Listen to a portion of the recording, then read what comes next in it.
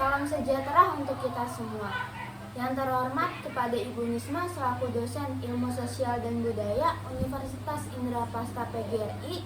Perkenalkan, kami dari kelompok 5 dengan saya Estina Ambarwati, NPM 2020145323 dan rekan saya Muhammad Iqbal Siddiq, NPM 201814500118. Kintan Syanidita, NPM 202014500285. Pada kesempatan kali ini, kelompok kami akan membawakan materi tentang dinamika interaksi sosial dan dilema antara kepentingan individu dan kepentingan masyarakat.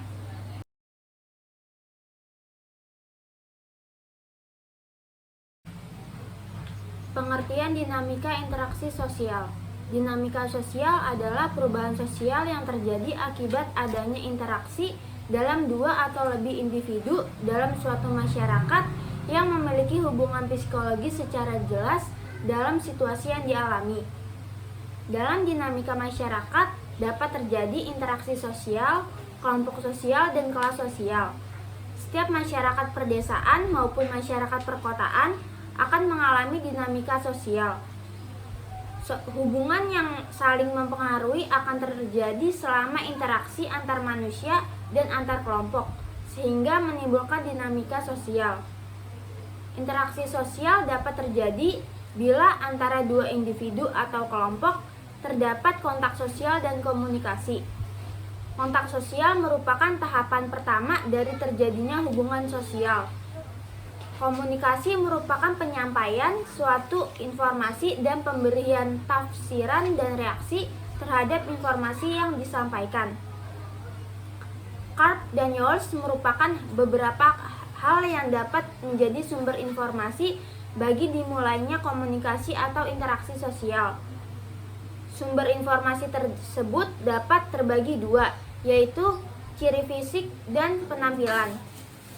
Ciri fisik adalah segala sesuatu yang dimiliki seseorang individu sejak lahir yang meliputi jenis kelamin, usia, dan ras. Penampilan di sini dapat meliputi daya tarik fisik, bentuk tubuh, penampilan berbusana, dan wawancana. Bentuk dinamika sosial berupa perubahan-perubahan nilai sosial, norma sosial, dan perilaku individu dan organisasi. Struktur sosial, kelas sosial, dan sistem pemerintahan dalam suatu masyarakat.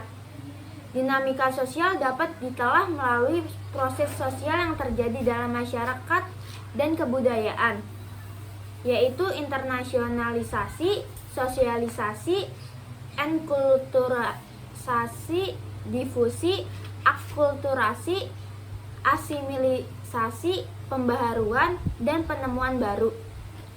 Perkembangan ilmu pengembangan dan teknologi menjadi faktor utama terjadinya dinamika sosial. Dampak yang ditimbulkan oleh dinamika sosial dapat bersifat positif maupun negatif bagi masyarakat. Wujud konkret dari dinamika sosial antara lain perubahan jumlah penduduk, perubahan kualitas penduduk, perubahan struktur pemerintahan, perubahan mata pencarian, perubahan komposisi penduduk, dan lainnya. Komponen dinamika sosial dapat terjadi jika ada interaksi sosial, kelompok sosial, dan kelas sosial dalam suatu masyarakat. Interaksi sosial terjadi karena dorongan imitasi, sugesti, identifikasi, dan empati. Unsur-unsur yang menyusun interaksi sosial yaitu dua atau lebih individu, komunikasi melalui simbol atau lambang, dan adanya tujuan yang akan dicapai. Interaksi inilah yang menjadi dasar pembentukan pola keteraturan dan dinamika sosial budaya. Dalam masyarakat umumnya, terdapat kelompok-kelompok yang disebut kelompok sosial. Bentuk kelompok sosial yang dapat terjadi di antaranya adalah kelompok internal dan eksternal, kelompok primer dan sekunder, paguyuban dan patembangan, kelompok formal dan informal, serta kelompok keanggotaan dan penunjukan. Kelompok sosial ini kemudian membentuk kelas sosial berdasarkan kriteria ekonomi. Tolak ukurnya adalah kekayaan, kekuasaan, kewenangan, ilmu pengetahuan, dan kehormatan. Lingkup kajian. Pengendalian sosial. Pengendalian sosial merupakan cara dan proses yang diterapkan oleh sekelompok orang atau masyarakat agar anggotanya berperilaku sesuai dengan keinginan masyarakat. Anggota masyarakat dikendalikan agar mengikuti nilai norma dan norma sosial yang berlaku. Pengendaliannya dapat dilakukan menuju bujukan atau paksaan. Mobilitas sosial. Mobilitas sosial merupakan perpindahan kelas sosial seseorang atau kelompok dalam suatu strata sosial. Perpindahan ini kemudian mengubah status sosial dari seseorang atau kelompok tersebut. Mobilitas sosial dapat terjadi dalam dua bentuk, yaitu penurunan kelas sosial atau penaikan kelas sosial. Penyimpangan sosial. Penyimpangan sosial merupakan pelanggaran terhadap norma sosial dalam suatu masyarakat. Sosialisasi yang tidak sempurna menjadi penyebab utama terjadinya penyimpangan sosial. Adanya pembaharuan dalam suatu masyarakat juga dapat menjadi sebab terjadinya penyimpangan sosial. Perubahan sosial. Perubahan sosial terjadi akibat berubahnya perilaku individu-individu dalam masyarakat yang kemudian mengubah masyarakat itu sendiri. Perubahan yang timbul umumnya berkaitan dengan nilai sosial yang dijadikan sebagai pedoman dalam lembaga kemasyarakatan. Proses difusi. Difusi adalah proses penyebaran unsur-unsur budaya dari satu kelompok ke kelompok lain secara timbal balik. Penyebaran ini dapat terjadi di dalam suatu masyarakat maupun antar masyarakat. Pada kenyataannya, unsur budaya tradisional menerima lebih banyak pengaruh dari unsur budaya yang lebih maju. Akulturasi. Akulturasi merupakan proses peleburan budaya dua masyarakat tanpa menghilangkan kepribadian individu dalam masyarakat tersebut. Hanya unsur-unsur kebudayaan asing yang melebur ke dalam kebudayaan asli. Akulturasi dapat terjadi akibat amalgasa, toleransi, keterbukaan dan pemerantaan di bidang ekonomi dan budaya. Rasa saling menghargai dan adanya musuh bersama dari luar. Asimilasi. Asimilasi yaitu proses pencampuran dua buah kebudayaan yang menghasilkan kebudayaan baru. Kebudayaan yang mengalami asimilasi akan lenyap secara perlahan dan dapat digantikan oleh unsur-unsur kebudayaan luar berupa teknologi baru, ide, gagasan, pemikiran, dan gaya hidup. Proses asimilisasi terjadi antara dua masyarakat dengan dua kebudayaan yang berbeda dalam jangka waktu yang lama. Masyarakat akan memandang kebudayaan lama dan kebudayaan baru sebagai sesuatu yang serupa dan tidak perlu dibanding-bandingkan. Inovasi. Inovasi merupakan suatu proses pembaharuan dengan memanfaatkan sumber daya alam, tenaga kerja, dan modal yang tersedia. Pengelolaan tenaga kerja dan penggunaan teknologi baru menghasilkan sistem produksi yang kemudian mampu membuat produk-produk baru. Inovasi merupakan pembaharuan kebudayaan yang berkaitan dengan bidang ekonomi dan teknologi. Internalisasi. Internalisasi merupakan proses belajar yang dimulai sejak seseorang individu dilahirkan hingga hayatnya.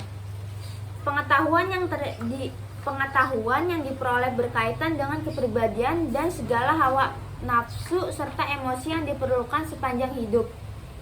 Sosialisasi. Sosialisasi merupakan proses belajar untuk menyesuaikan diri sesuai dengan perkembangan pergaulan di masyarakat. Masanya dimulai sejak kanak-kanak hingga masa tua. Proses sosialisasi berkaitan dengan kepribadian dan kebudayaan serta interaksi sosial. Terciptanya sekelompok sosial budaya merupakan wujud langsung dari proses sosialisasi. Enkulturasi. Enkulturasi merupakan proses mempelajari dan menyesuaikan pikiran dan sikap oleh individu terhadap adat istiadat, sistem norma dan peraturan-peraturan dalam suatu kebudayaan pada masyarakat. Proses ini dimulai sejak usia dini dalam lingkungan keluarga, sekolah, maupun teman sebaya. Kegiatan utama dalam enkulturasi adalah meniru tindakan orang lain dan menjadikannya sebagai suatu budaya yang dilestarikan. Dampak dinamika sosial menghasilkan perubahan nilai sosial dalam masyarakat. Perubahan ini merupakan akibat dari perkembangan ilmu dan teknologi. Perubahan politik dan ekonomi pada suatu masyarakat. Perkembangan ilmu pengetahuan dan teknologi telah mengembangkan industrialisasi dan menghasilkan dinamika sosial berupa urbanisasi. Dampak positif yang ditimbulkan adalah penyerapan tenaga kerja dari pedesaan untuk mengembangkan perkotaan. Sedangkan dampak negatif yang ditimbulkan adalah munculnya masalah-masalah sosial akibat disorganisasi dan perilaku menyimpang. Dalam Kamus Bahasa Indonesia, interaksi didefinisikan sebagai hal saling melakukan akasi, berhubungan atau saling mempengaruhi. Dengan demikian, interaksi adalah hubungan timbal balik atau sosial berupa aksi saling mempengaruhi antara individu dengan individu, antara individu dan antara kelompok dan kelompok. Gilin mengartikan bahwa interaksi sosial sebagai hubungan-hubungan sosial di mana yang menyangkut hubungan antar individu dan kelompok atau antar kelompok. Menurut Charles P. Loomis, sebuah hubungan bisa disebut interaksi jika memiliki ciri-ciri sebagai berikut. 1. Jumlah pelakunya 2 orang atau lebih. 2. Adanya komunikasi antar pelaku dengan menimbulkan simbol atau lambang-lambang. 3. Adanya suatu dimensi waktu yang meliputi masa lalu, masa kini, dan masa yang akan datang. 4. Adanya tujuan yang hendak dicapai. Faktor-faktor yang mendasari berlangsungnya interaksi sosial yaitu 1. Imitasi. Imitasi yaitu tindakan meniru orang lain. Faktor imitasi mempunyai peranan sangat penting dalam proses interaksi sosial. Salah satu segi positifnya adalah bahwa imitasi dapat membawa seseorang untuk mematuhi kaidah-kaidah yang berlaku. Faktor ini telah diuraikan oleh Gabriel Tarde yang beranggapan bahwa seluruh kehidupan sosial itu sebenarnya berdasarkan pada faktor imitasi saja. Sugesti. Sugesti ini berlangsung apabila seseorang memberikan pandangan atau sikap yang dianutnya, lalu diterima oleh orang lain. Biasanya sugesti muncul ketika si penerima sedang dalam kondisi yang tidak netral, sehingga tidak dapat berpikir secara nasional. Biasanya sugesti berasal dari orang-orang sebagai berikut. Orang-orang yang berwibawa, karismatik, dan punya pengaruh terhadap yang disugesti, misalnya orang tua, ulama, dan sebagainya. Orang yang memiliki kedudukan lebih tinggi daripada yang disugesti. 1. Kelompok mayoritas terhadap minoritas, reklame atau iklan media massa. Identifikasi, yaitu merupakan kecenderungan atau keinginan seseorang untuk menjadi sama dengan pihak lain, atau meniru secara keseluruhan. Simpati, yaitu merupakan suatu proses di mana seseorang merasa tertarik kepada pihak lain. Melalui proses simpati, orang merasa dirinya seolah-olah berasa dalam keadaan orang lain. Empati. Empati yaitu merupakan simpati yang mendalam yang dapat mempengaruhi kejiwaan dan fisik seseorang. Syarat terjadinya interaksi adalah adanya kontak sosial. Kata kontak dalam bahasa Inggrisnya adalah kontak, dari bahasa lain kon atau cum, yang artinya bersama-sama, dan tengre, yang artinya menyentuh. Jadi, kontak berarti bersama-sama menyentuh. Kontak sosial ini tidak selalu melalui interaksi atau hubungan fisik, karena orang dapat melakukan kontak sosial tidak dengan menyentuh, misalkan menggunakan handphone. Kontak sosial memiliki sifat-sifat sebagai berikut. 1. Kontak sosial bisa bersifat positif dan bisa negatif. Kalau kontak sosial mengarah pada kerjasama berarti positif. Kalau mengarah pada suatu pertentangan atau konflik berarti negatif. 2. Kontak sosial dapat bersifat primer dan bersifat sekunder. Kontak sosial primer terjadi apabila peserta interaksi bertemu muka secara langsung. Misalnya, kontak antara guru dengan murid dan sebagainya. Kalau kontak sekunder terjadi apabila interaksi berlangsung melalui perantara, misal percakapan melalui telepon. Komunikasi. Komunikasi adalah suatu proses penyampaian informasi dari suatu pihak ke pihak yang lain dalam rangka mencapai tujuan bersama. Ada 5 unsur pokok dalam komunikasi, yaitu 1. Komunikator, yaitu orang yang menyampaikan informasi atau pesan atau perasaan atau pemikiran pada pihak lain. 2. Komunikan. Komunikan yaitu orang atau sekelompok orang yang dikirimi pesan, pikiran, informasi. 3. Pesan, yaitu sesuatu yang disampaikan oleh komunikator kepada komunikan. 4. Media, yaitu alat untuk menyampaikan pesan. 5. Efek atau feedback, yaitu tanggapan untuk perubahan yang diharapkan terjadi pada komunikan setelah mendapat pesan dari komunikator.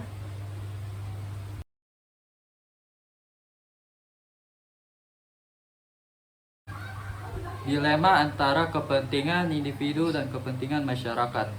Individu yang termasuk kepentingan keluarga, kelompok atau golongan, dan kepentingan masyarakat yang termasuk kepentingan rakyat. Dalam diri manusia, kedua kepentingan itu satu sama lain tidak dapat dipisahkan. Apabila salah satu kepentingan tersebut hilang dari diri manusia, akan terdapat satu manusia yang tidak bisa membedakan suatu kepentingan. Jika kepentingan individu yang hilang, ia menjadi lupa pada keluarganya. Jika kepentingan masyarakat yang dihilangkan dari diri manusia, banyak timbul masalah kemasyarakatan. Dan contohnya korupsi.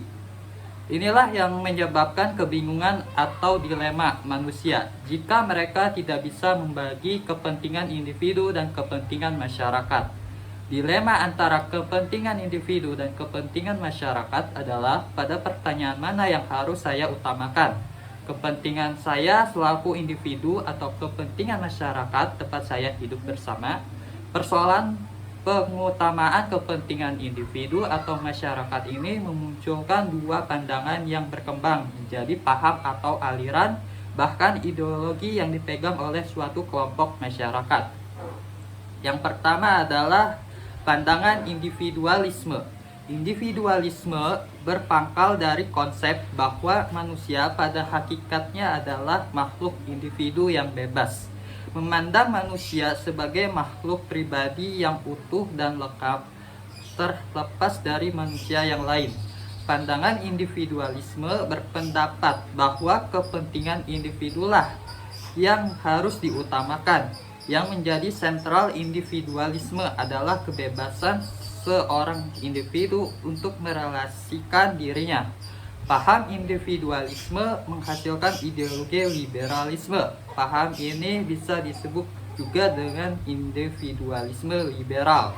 Paham individualisme liberal muncul di Eropa Barat bersama paham sosialisme pada abad ke-18 sampai 19 yang dipelopori oleh Jeremy Bentham, John Stuart Mill, Thomas Hobbes, dan John Locke. Beberapa prinsip yang dikembangkan ideologi liberalisme adalah sebagai berikut. A. Penjaminan hak milik perorangan. Menurut paham ini, pemilikan sepenuhnya berada pada pribadi dan tidak berlaku hak milik berfungsi sosial. B. Mementingkan diri sendiri atau kepentingan individu yang bersangkutan. C. Pemberian kebebasan penuh pada individu. D. Persaingan bebas untuk mencapai kepentingannya masing-masing. Kebebasan dalam rangka pemenuhan kebutuhan diri bisa menimbulkan persaingan dan dinamika kebebasan antara individu. Menurut paham liberalisme, kebebasan antar individu tersebut bisa diatur melalui penerapan hukum. Jadi negara yang menjamin keadilan dan kepastian hukum mutlak diperlukan dalam rangka mengelola kebebasan agar tetap menciptakan tertibnya penyelenggaraan hidup bersama. Yang kedua adalah pandangan sosialisme. Paham sosialisme ditokohi oleh Robert Owen dari Inggris 1771 sampai dengan 1858, Louis Blanche dan Proudhon Pandangan ini menyatakan bahwa kepentingan masyarakatlah yang diutamakan. Kedudukan individu hanyalah objek dari masyarakat. Menurut pandangan sosialis, hak-hak individu sebagai hak dasar hilang. Hak-hak individu timbul karena keanggotaannya dalam suatu komunitas atau kelompok. Sosialisme adalah paham yang mengharapkan terbentuknya masyarakat yang adil, selaras, bebas, dan sejahtera. Bebas dari penguasaan individu atas hak milik dan alat-alat produksi. Sosialisme muncul dengan maksud kepentingan masyarakat secara keseluruhan, terutama yang tersisih oleh sistem liberalisme. Mendapat keadilan, kebebasan, dan kesejahteraan. Untuk meraih hal tersebut, sosialisme berpandang bahwa hak-hak individu harus diletakkan dalam kerangka kepentingan masyarakat. Yang lebih luas dalam sosialisme yang radikal atau ekstrim, yaitu Marxisme atau komunisme, cara untuk meraih hal itu adalah dengan menghilangkan hak pemilikan dan penguasaan alat-alat produksi oleh perorangan. Paham Marxisme atau komunisme dipelopori oleh Karl Marx 1818 sampai dengan 1863. Paham individualisme, liberal, dan sosialisme saling bertolak belakang dalam memandang hakikat manusia. Dalam Declaration of Independence Amerika Serikat 1778, orientasinya adalah lebih ditekankan pada hakikat manusia sebagai makhluk individu yang bebas merdeka. Manusia adalah pribadi yang memiliki harkat dan martabat yang luhur. Sedangkan dalam manifesto komunisme Karl Marx dan Engels, orientasinya sangat menekankan pada hakikat manusia sebagai makhluk semata. Menurut paham ini, manusia sebagai makhluk pribadi yang tidak dihargai, pribadi dikorbankan untuk kepentingan negara. Dan kedua, paham tersebut terdapat kelemahannya masing-masing. Individualisme liberal dapat menimbulkan ketidakadilan berbagai bentuk, tindakan tidak manusiawi, imperialisme dan kolonialisme. Liberalisme mungkin membawa manfaat bagi kehidupan politik, tapi tidak dalam lapangan ekonomi dan sosial. Sosialisme dalam bentuk yang ekstrim tidak menghargai manusia sebagai pribadi sehingga bisa merendahkan sisi kemanusiaan. Dalam negara komunis mungkin terjadi kemakmuran, tetapi kepuasan rohani manusia belum tentu terjamin. Demikian materi yang dapat kami sampaikan. Selebihnya mohon maaf bila ada tutur kata yang salah. Semoga video kami bermanfaat bagi rekan semua. Wassalamualaikum warahmatullahi wabarakatuh.